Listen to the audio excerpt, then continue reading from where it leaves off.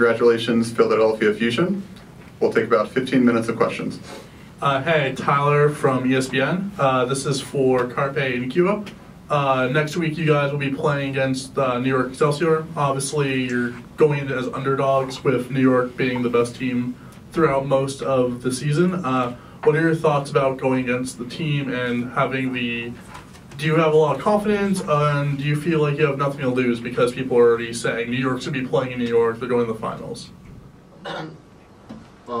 뉴욕이랑 하는 거는 오늘보다 더 어렵겠지만 그래도 스테이지 1때 했던 것처럼 할 수 있다고 생각하고 네, 그거에 대해서 많이 준비해 오면 괜찮을 것 같다는 생각이에요.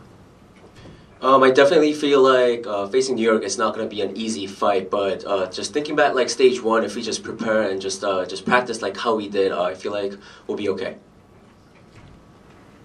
I think this meta fits us a lot, and if we keep practicing hard, like we did on stage 2, then we're going to be able to beat New York. It mostly depends how hard, we want to win, and we're not afraid of New York or anything related to that. Hey guys, Adam from Akshon Esports. So after kind of a rough first set against Boston, you guys bounced back really, really hard in Eichenwald, and we saw some awesome strats and some really tight play from you guys. Is that something that you specifically prepared for on Eichenwald? Is it something that kind of happened in the moment? And how did you guys get into the mindset to bounce back like that? So this strat on Eichenwald, last time we faced Boston, they played this Lucio Mercy dive against us, and so we realized that the comp we're running is not, up to par to dealing with that comp. So we decided to make some slight changes. We haven't practiced it before. It was just mostly, in the moment comp or attack comp too. We just felt that if we want to win and, want to win hard, then we need a comp that has like a good snowball potential.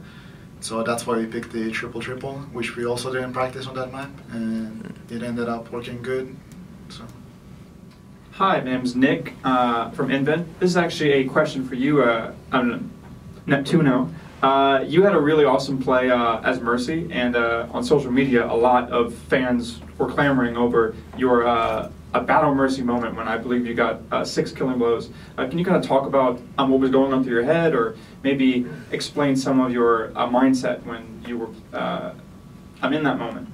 I think like when I'm using my bike, or like when I'm healing people or whatever, like I try to position myself in a position where I cannot get punished, but I can also have 2 options, like finish a kill or like keep healing my teammates. So it's like I play out of line of sight of the enemy widow most of the times, or like whoever can kill me. And if I see they don't realize I'm close to them, then I take the pistol and finish the target, or if someone is low. And sometimes I just feel that I can finish a target that no one else can finish, and then I just take that.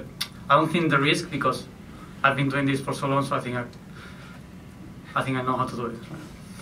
Hi, Tatiana from USA Today. This is actually a question for Poco, Sato, and Hotba. In an interview, I believe, with you, Neptuno, you talked about how it would always either be Fraggy and Poco or Hotba and Sato, and that, the tanks would never be, kind of swapped out. But here in the playoffs, we saw that happen. We saw success from it. What, went behind that strategy of switching the tanks? I don't know. It's like a coaching decision, I guess. On some map, we tried Sato and me, and was working well. So we were like, okay, let's do that. And some maps we did Hotba, Sato, and they're working well. So yeah, it's coaching decision. Was that something that started like in the scrims preparing for playoffs specifically? Yeah. Yes, maybe I can address that a bit.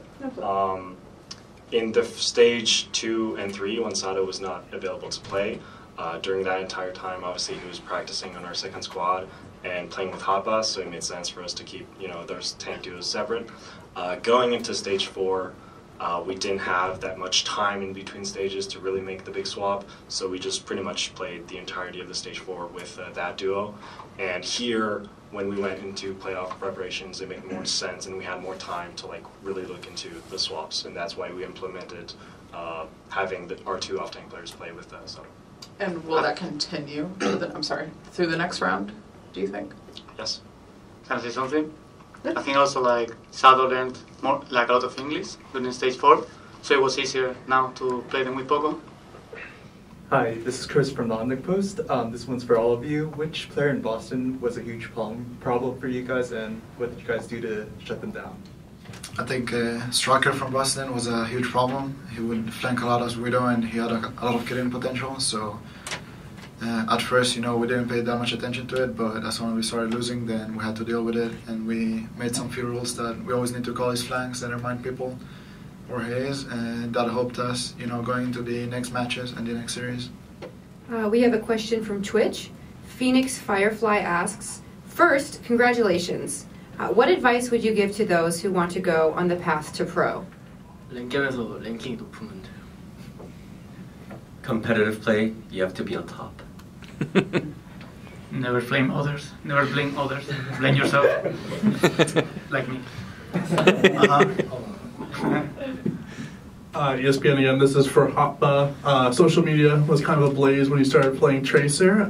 So how was it being to play DPS on the main stage, and how would you rate your Tracer play, against your DPS teammates on the, EQ and Carpet?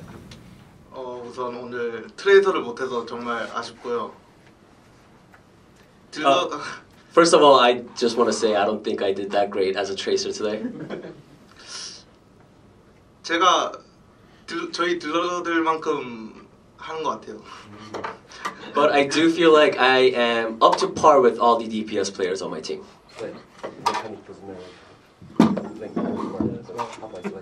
We have another question from Twitch. Two Right asks, how do you all feel about the matches to come? GG's, by the way. Obviously, New York are a really strong team.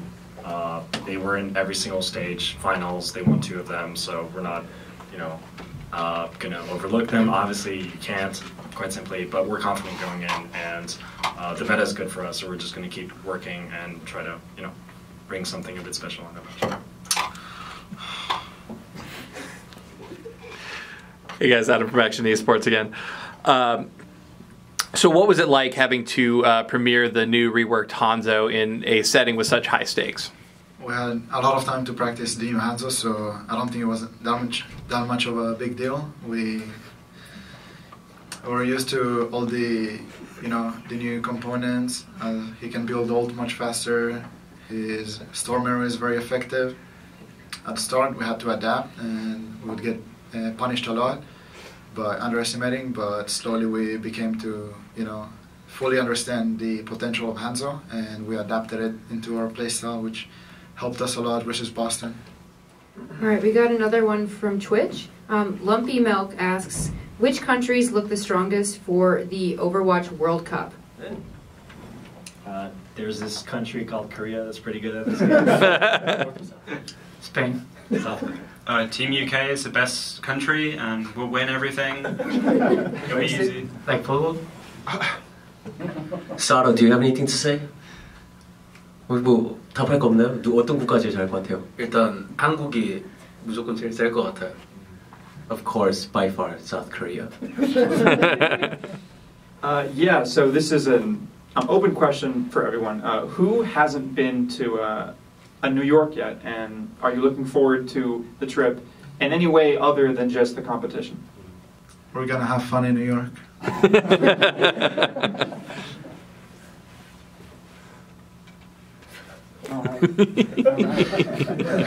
How? It's fun. It's a fun place, right? This might tie into New York a little bit. We have another question from Twitch, and DLee188 asks, what is everyone's favorite snack? Maybe you'll eat it in New York. Ruffles. If that's a snack. Pringles. Pringles? Yeah, Pringles is good. Sour Patch, maybe. There you go. Yeah. Sweet moments. Okay, congratulations, Philadelphia.